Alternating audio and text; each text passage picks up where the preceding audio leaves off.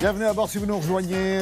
Nous sommes mardi matin, il est 8h moins 8 minutes et Richard danse comme s'il allait en boîte ce soir. Je ne sais pas pourquoi, il est de bonne humeur, sans doute grâce à cet ouvrage que vous avez découvert, que vous avez apprécié et dont vous allez nous parler. Il s'intitule « Mon sexe et moi, manuel pour comprendre et réparer mon pénis ». Oui, c'est clair, c'est précis et c'est une très bonne initiative qui revient à deux auteurs et notamment au docteur Marc Galliano qui est médecin urologue, andrologue et spécialiste justement sur ce problème de la sexualité et notamment adressé aux garçons. Parce qu'il faut savoir que les filles, dès l'âge de 13 ans, dès les premiers cycles, elles ont un interlocuteur qui est en l'occurrence le gynécologue. Mais pour les garçons, lorsqu'il y a des questions intimes, il n'y a pas d'interlocuteur. Et d'une certaine façon, cette initiative, il faut vraiment l'encourager. Elle consiste justement avec ce médecin et des adolescents des classes de 3e dans un collège public, le collège Rognoni, et bien de répondre à toutes ces questions que les jeunes se posent. On a pu assister justement à cette rencontre et vous allez voir que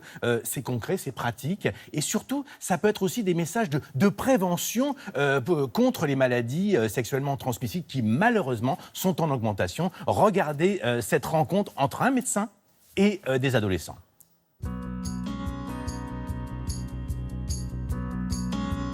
Aborder la sexualité pour les garçons, surtout à notre âge, je trouve ça important. Par exemple, à l'époque de nos parents, je pense que c'était beaucoup plus dur de parler de sexualité que maintenant. Enfin, moi, je ressens pas vraiment de tabou avec ma famille ni avec mes amis. On découvre notre corps et que c'est important de le comprendre parce qu'avant, on savait pas, genre, ah tiens, c'est là, on savait pas.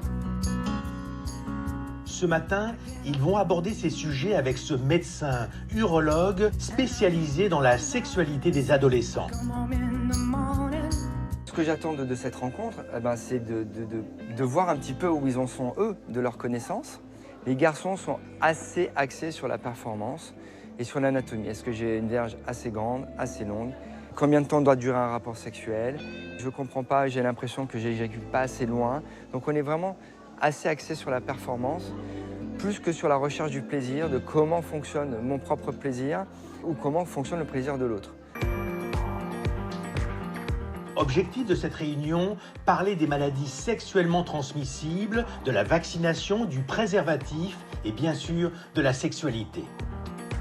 Première question de Leitz sur les conséquences de la circoncision sur le plaisir. Quand on enlève le prépuce, globalement, tu garderas tes sensations. Est-ce qu'avant un rapport sexuel, les hommes doivent se raser l'appareil génital ou pas? Si jamais tu veux te raser les poils, il ne faut pas les raser, déjà, il faut les tondre. Parce que quand tu rases, tu peux te blesser. Et si tu te blesses, tu peux éventuellement t'infecter. On ne nous explique pas forcément que la première fois, c'est pas exceptionnel, ou en tout cas, c'est pas comme ça que ça va se passer, ou d'une autre façon. Il ne faut pas le fantasmer plus que ça, mais il ne faut pas non plus le banaliser. Donc il faut trouver ce juste milieu, mais surtout le conseil que je peux vous donner, c'est de vous lancer. C'est-à-dire, pour vous lancer, il faut avoir un minimum confiance en vous et un minimum confiance en l'autre.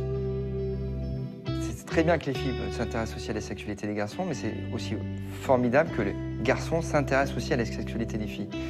Plus il y aura de passerelles et plus on aura les rapports humains apaisés, notamment avec les questions de sexualité.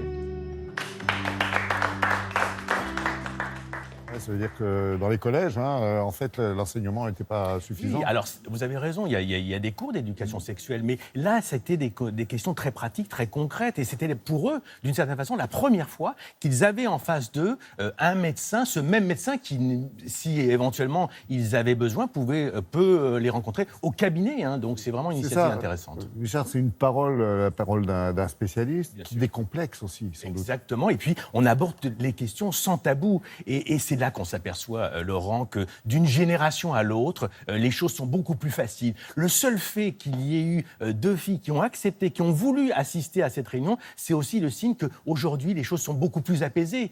Mais pour les garçons, il y a vraiment une demande de renseignements, d'informations. Donc ça, c'est très intéressant. Si vous voulez en savoir plus, l'ouvrage du docteur Marc Galliano, qui a été écrit aussi avec Rika Etienne, qui est journaliste santé chez Marabout, Mon sexe et moi, manuel pour comprendre et réparer son pénis. On aborde les adolescents, mais on aborde toutes les autres questions, et notamment la prostate, qui concerne beaucoup d'hommes.